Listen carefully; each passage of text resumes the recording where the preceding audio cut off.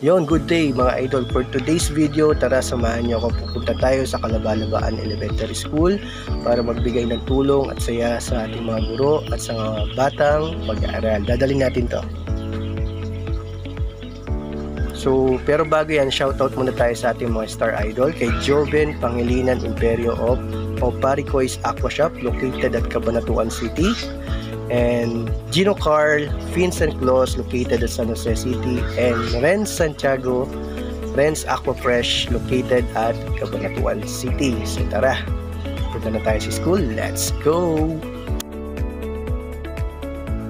Okay guys, nandito na tayo sa school para ibigay ang ating regalo. So tara, punta na tayo doon sa office.